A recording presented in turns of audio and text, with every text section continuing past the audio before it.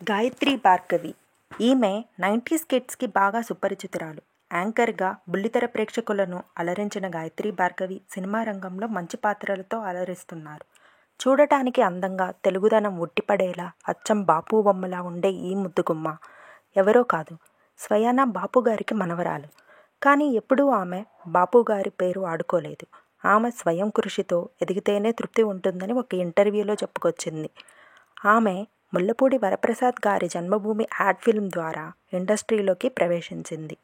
ఈమె ఇండస్ట్రీకి రావటం బాపుగారికి ఏమాత్రం ఇష్టం లేకపోయినా ఈమె ఇష్టం కాదనలేక రాధాగోపాలంలో బాపుగారు చిన్న యాంకర్ వేషం ఇచ్చారు. తర్వాత ఆమె ఆట కావాలా పాట కావాలా, హాఫ్ టికెట్, డ్రీమ్ గర్ల్, అభిరుచి, మా ఊరి వంట వంటి కార్యక్రమాలకు యాంకర్గా వ్యవహరించింది. కార్తీక దీపం అనే సీరియల్లో కూడా నటించింది.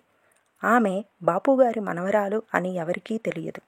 ఒక లైవ్ షోలో పూరి జగన్నాథ్ గారు బాపుగారి మనవరాలు అని సంబోధించడంతోనే అప్పుడే అందరికీ తెలిసింది.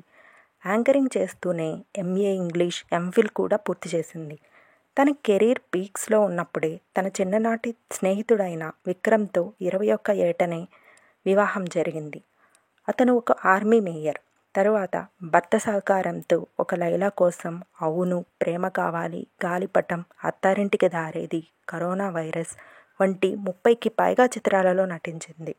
ప్రస్తుతం ఆమె హైదరాబాద్లో తన పిల్లలు, అత్తమామలు, తల్లిదండ్రులతో కలిసి హైటెక్ సిటీలో నివసిస్తుంది.